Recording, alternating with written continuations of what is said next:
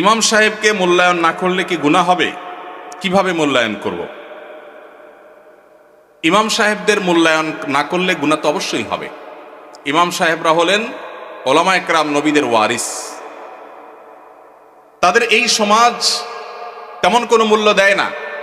মুসলিম প্রধান রাষ্ট্র, বেশিরভাগ ট্যাক্স পেয়ার মুসলমান, অথচ 4 লক্ষ মসজিদের ইমাম সাহেবকে যদি রাষ্ট্র মূল্যায়ন করত তাহলে রাষ্ট্রের চেহারাই পরিবর্তন হয়ে যেতে পারত। 4 লক্ষ মসজিদের যে নেটওয়ার্ক সারা দেশে আছে, রাষ্ট্র যদি এই ইমাম সাহেবদেরকে রাষ্ট্রের বিভিন্ন গুরুত্বপূর্ণ কাজে তাদেরকে যদি ইনভলভ করত, প্রশিক্ষণ দিয়ে প্রস্তুত করত এবং তাদের থেকে যদি সার্ভিস নিত, তাহলে দেখা যেত রাষ্ট্রের অনেক বড় বড় কাজ মসজিদের ইমাম সাহেবদের দ্বারা সমাধা করা যেত। এত বিশাল লোকবল, এত বিশাল জনগোষ্ঠী, মসজিদের এত বিশাল বড় প্ল্যাটফর্ম, এত বড় মিডিয়া, এই সবগুলোকে রাষ্ট্র যদি অন করত, রাষ্ট্রের চেহারায় চেঞ্জ হয়ে যেতে পারত। কিন্তু ওই যে বলছিলাম, সে ব্রিটিশ আমল থেকে শুরু হয়েছে, আজও পর্যন্ত মুসলমানের দেশে মুসলমানরাই সবচেয়ে বেশি কোণঠাসা এবং দুর্বল। মুসলমানরাই সবচেয়ে বেশি বৈষম্যের শিকার, জুলুমের শিকার। ওলামা একরাম, মুসলমান প্রধান সমাজে যাদের মূল্য থাকার কথা, তাদের সমাজ রাষ্ট্র মূল্য দেয় না, এমনকি আমরা সমাজের মানুষও মূল্য দেই না। ঠিক না ভাই? ঠিক। ইমাম সাহেবদের মূল্যায়ন কিভাবে করবেন? তাদের মূল্যায়ন করবেন, তাদেরকে সবচেয়ে বেশি সম্মান করবেন। কারণ নবী করিম সাল্লাল্লাহু আলাইহি ওয়াসাল্লাম বলেছেন, মাল্লাম ইউবাজ্জিল আলিমানা ফালাইসা মিন্না। যে ব্যক্তি আমার উম্মতের আলিমদেরকে সম্মান দেয় না, মর্যাদা দেয় না, ইজ্জত দেয় না, সে আমার উম্মত হতে পারে না। অতএব আপনার মসজিদের ইমাম সাহেব আপনার কাছে সম্মানিত হতে হবে। কমিটির লোক, মুসল্লি ভাইয়েরা তাদেরকে চাকরের মতো আচরণ করতে পারবেন না, তাদেরকে শ্রদ্ধা করবেন। তারা নেতা, নেতার মতো মর্যাদা দিবেন, তাদের সঠিক কথাগুলো বলার অধিকার দিবেন, সুযোগ দিবেন, তাদের মিম্বরে স্বাধীনভাবে কথা বলার সুযোগ দিবেন, তাদের গলা চিপে ধরতে কাউকে দিবেন না। ইমাম সাহেবরা তাদের সম্মানজনকভাবে চলার মতো বেতন দিবেন, সম্মানই দিবেন, থাকার ব্যবস্থা করবেন। কারণ তারা অন্য কোনো কাজে এঙ্গেজ হতে পারেন না, ইমামতি করতে গিয়ে তারা এখানে এঙ্গেজ থাকতে হয়। অতএব তাদের জীবনযাপন যেন সম্মানজনকভাবে হয়। পৃথিবীর অন্য যে কোনো মুসলমান দেশে, পৃথিবীর অন্য যে কোনো মুসলমান প্রধান দেশে মসজিদের ইমাম সাহেবরা আমার ক্ষুদ্র জ্ঞান অনুযায়ী বাংলাদেশের ইমাম সাহেবদের চাইতে ভালো অবস্থানে আছে অর্থনৈতিকভাবে। দুর্ভাগ্য আমাদের দেশে মানুষের, যে আমাদের দেশে মানুষের অনেক ভালো ভালো গুণ থাকলেও মসজিদের ইমাম খতিব সাহেবদের সম্মানী, তাদের বেতন ভাতা, এগুলো দেওয়ার ব্যাপারে আমাদের বেশিরভাগ মসজিদ কমিটির লোকেরা কার্পণ্য করে। মনে করে ইমাম সাহেবের বেতন আবার 20-30 হাজার টাকা, এত টাকা দিয়ে উনি কি করবে? এই এলাকায় যে সমস্ত ইমাম সাহেবরা আছেন, আমি কি কাউকে দেখতে পারি কেউ আছেন ইমাম সাহেবরা? কোথায়? আপনার বেতন কত ভাই? পুরুষের নাকি বেতন জিজ্ঞেস করলে এটা নাকি আয়ব, আপনি মনে কষ্ট নিয়েন না, এটা শুধু একটু বোঝার জন্য। আপনি ইমাম, আপনি ইমাম, আপনার কত? দোনোজনের 7,000। কোন এলাকার আপনারা? ওনাদের ভাইদের আপনি কোন মসজিদের ইমাম? বড় মসজিদ নাম কি? পশ্চিমপাড়া বড় মসজিদ। পশ্চিমপাড়া বড় মসজিদের কমিটির লোকজন কারা আছেন? কোন মসজিদ? কই? উনি পূর্বপাড়া। হ্যাঁ, পূর্বপাড়া মসজিদের মসজিদ কমিটির লোকেরা কেউ ভাই আছেন? হাত তোলেন, হাত তোলেন, হাত তোলেন, নাহলে আশপাশের লোকজন বাইর করে দিবে কিন্তু। হাত তোলেন। আছে পূর্বপাড়া কেউ আছে? আছে? থাক, আমরা ওনাকে দেখাতে চাই না। আছে, পশ্চিম পাড়ার আছেন? আছেন। আর ইমাম সাহেব নাই? কই কই ভাই ইমাম সাহেব, আপনি কোন পাড়ার? একটু দাঁড়ান, কষ্ট করে একটু দাঁড়ান। কোন গ্রামের ইমাম আপনি? হ্যাঁ, মনোহরপুর। আপনার বেতন কত ভাই? 5,500। এই মনোহরপুরের মসজিদ কমিটির কেউ আছেন? মুসল্লি কেউ আছেন কিনা অন্তত? যারা আছেন হাত তোলেন তো। মুসল্লি কারা? কেউ হাত তুলবে না। কমিটির একজন পাওয়া গেছে? মুসল্লি, আচ্ছা থাক। আর ইমাম সাহেব কে আছেন বলেন? আপনি ইমাম ভাই, আপনার বেতন কত? হ্যাঁ, মসজিদ থেকে বেতন কত বলতেছি? মসজিদ মাদ্রাসা দুই ডিউটি, বেতন 11.5। তার মানে আমরা যদি 5.5 ধরি, তাহলে 5.5 মসজিদ থেকে বলা যায়। 5 ওয়াক্ত নামাজ পড়ান, ইমামতি করেন, 5 ওয়াক্ত নামাজ পড়ান, 5,500 জুমা সহ। আপনার কোন এলাকা? এই গ্রামের নাম বলেন? ডুলিপাড়া। কই মাহফিলের আয়োজক কারা? সামনে আসেন না, সামনে আসেন। কই পোস্টার কই? নাম বলার আগে সামনে আসেন। নামই নাই, চালাকেরা। আচ্ছা, আর ইমাম সাহেব আছেন আর 1-2 জন? কই ভাই? কোন এলাকার? পাশের এলাকার। বেতন কত? হ্যাঁ, 8,000। কোন এলাকার? নোয়াগ্রাম। নোয়াগ্রামেরও ভাইরা নিশ্চয় আছেন। আমি আপনাদের শরম দিতে চাই না, আপনাদের কারোর হাতও তুলতে চাই না। ইমাম সাহেবদের জবানবন্দি নিলাম, ধন্যবাদ। আর কোন ইমাম সাহেব আছেন? মুরব্বী দাঁড়ান একটু, ইমাম সাহেব দাঁড়ান কষ্ট করে। কোন এলাকার ভাই? জি,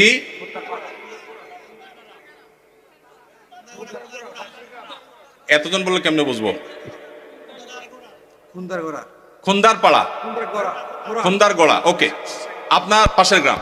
আপনার বেতন কত ভাই? 6,000। বসেন ভাইরে, প্রশ্ন প্রসঙ্গে চলে আসলো। এতজন ইমামের জবানবন্দি আমরা নিলাম, হয়তো খুঁজলে আরো 10-20 জন ইমাম পাওয়া যাবে। অনেকে হয়তো চক্ষু লজ্জায় হাতটা উঠাচ্ছেন না, বলছেন না। ভাইয়েরা আমার, এটা আমাদের জন্য, বাংলাদেশের মানুষের জন্য লজ্জা, অনেক বড় লজ্জার বিষয়। পৃথিবীর অন্য যে কোনো দেশের সাথে আপনি যদি তুলনা করেন, শুধু সৌদি আরবের কথা যদি বলি, আমি 10 বছর সৌদি আরবে ছিলাম। আমাদের শেখ সাইফুল্লাহ মামুন ভাই দীর্ঘদিন সৌদি আরবে ছিলেন। সৌদি আরবের সকল মসজিদের ইমাম সাহেবরা ইমামতি করে যে সম্মানী পান, সেটা এভারেজে 5 থেকে 7,000 সৌদি রিয়াল। পাশাপাশি বাসা, বিশাল বড় বাংলো, সাধারণ বাসা না, বিরাট এরিয়া নিয়ে বাংলো। এইটা হলো তাদের এক্সট্রা ডিউটি, এক্সট্রা ইনকাম প্রত্যেক ইমাম সাহেবের। এমনকি মক্কার মসজিদে হারামের ইমাম এবং মুয়াজ্জিন, মসজিদে নববীর ইমাম এবং মুয়াজ্জিন, সবাইরই এই পেশার বাইরে তাদের আরেকটা মূল পেশা আছে। যারা খুব বেশি শিক্ষিত তারা বিশ্ববিদ্যালয় শিক্ষক। যেমন মসজিদে হারাম মক্কার যদি বলেন একজন একজন করে সমস্ত ইমামদের কথা বলা যাবে, প্রায় যে সবাই প্রায় কোনো না কোনো হয় আদালতে বিচারপতি, আর না হলে কোন বিশ্ববিদ্যালয়ের প্রফেসর। এটা মসজিদে হারাম শরীফের ইমামদের কথা বলতেছি, সব পিএইচডি হোল্ডার, বড় বড় আলেম। হয় জাজ, জাস্টিস, অথবা বিশ্ববিদ্যালয় শিক্ষক। হারাম শরীফের একজন মুয়াজ্জিন, 2 জন মুয়াজ্জিনের অফিসে আমি গিয়ে সাক্ষাৎ করেছি। আপনিও ছিলেন সাথে, শেখও ছিলেন সাথে। এক বাংলাদেশি ওই মুয়াজ্জিন সাহেব, হারাম শরীফের মুয়াজ্জিন, ওনার খেদমত করে। আমাকে বলে যে, আমরা হোটেলে ছিলাম, বলো যে ভাই আমি তো হারামের মুয়াজ্জিনের খেদমত করি, ওনার অফিসে চাকরি করি, টি বয়, বাংলাদেশি ভাই। বলে যে ওনাকে বলছি যে আমার দেশে এক হুজুর আসছে, ওমরা করতে, দেখা করতে যাবেন কেন? হারাম শরীফের মুয়াজ্জিনের সাথে দেখা করাও তো সৌভাগ্যের বিষয়, চলেন যাই। গেলাম, যায় দেখি একটা কোর্টে উনি একটা সাধারণ একটা ডেস্কে চাকরি করেন, হারামের মুয়াজ্জিন। আমরা যদি বাইতুল মুকাররমের মুয়াজ্জিন হইতাম তো আমাদের ঠেলায় তো মানুষই টিকতো না। আবার চাকরি করা হারামের মুয়াজ্জিন, যে বেতন, যে প্রটোকল, যে সম্মান, আবার চাকরি করা লাগে, কিন্তু করতেন। পাড়া মহল্লার যে সমস্ত মসজিদের ইমামরা, মুয়াজ্জিনরা, তারা সবাই হয় পুলিশে চাকরি করে, আর না হলে কোনো স্কুলে তারা শিক্ষকতা করেন। বেশিরভাগ এই 2 ক্যাটাগরিতেই থাকেন।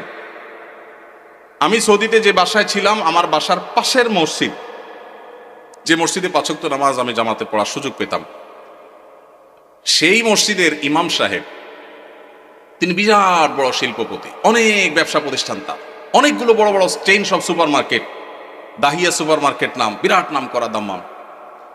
ভাইরে, ইমাম সাহেবদের অন্য বড় বড় চাকরি এবং ব্যবসা থাকার পরও মসজিদ থেকে তাদেরকে বাংলো এবং বিরাট বড় সম্মানে দেয়া হয় সৌদি আরবে। আপনি বলবেন সৌদি আরব মানুষের বেতন অনেক বেশি।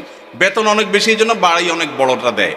বেতন অনেক বেশি এই জন্য টাকা, বাংলাদেশি টাকায় 1.5 লাখ 2 লাখ দেয়। এটা হলো সেকেন্ড ইনকাম, তার ফার্স্ট ইনকাম আরেকটা আছে। তাই বলে আপনি 5-6 হাজার টাকা দিবেন? ঢাকা শহরের কাজের বুয়াদের বেতনও 5-6 হাজার টাকা নাই অনেক বাসা।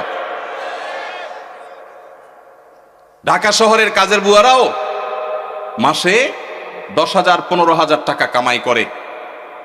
ঢাকা শহরে কোন দারোয়ানের বেতন 5,000-6,000 টাকা নাই, কোন পিয়নের বেতন 10,000 টাকার নিচে নাই। সেখানে কুমিল্লা শহরের কাছে, এটা সদর থানা এবং শহরের কাছে, এই জায়গায় 5-7 হাজার টাকা আজকালকার বাজারে চাউলের টাকা জোগাড় করা হতো কঠিন হয়ে যায়। এই ইমাম সাহেব আবার যখন কোন একটা কাজ করতে যাবেন ইমামতির পাশাপাশি বলবে, হুজুর আমাদের দুনিয়াদার হয়ে গেছে, হুজুরদের দুনিয়ার লোভে ধরছে। এক বেটা,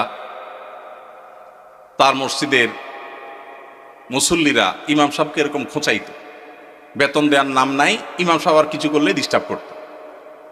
তো ওই মসজিদে একজন ভালো মানুষ ছিল, উনি বললেন, হুজুর আপনাকে আমি ওই যে মুসিরা যে জুতা পলিশ টলিশ করে ওরকম একটা বাক্স কিনে দেব, সাথে রং টং যা লাগে, ডাস্টার, ব্রাশ, এগুলো সব দিয়ে দিব। আপনি ইমামতি করে মসজিদে নামাজ পড়ানো শেষ হলে মসজিদের বাহিরে এসে ওইটা নিয়ে বসে যাবেন এবং মুসল্লিদেরকে বলবেন, ভাই আপনাদের জুতাগুলো দেন, যার যার পলিশ করা লাগে আমি করবো, আপনারা আমার টাকা দিয়ে। ইমাম সাহেব চুপ বড় বড় হয়ে গেছে, কি বলে রে বেটি? বলে, ভাই আপনি এই কাজটা যদি করেন, মুসল্লিরা বাইর হয়ে যেটা সিসি করবে, আরে হুজুর এটা কি করছেন?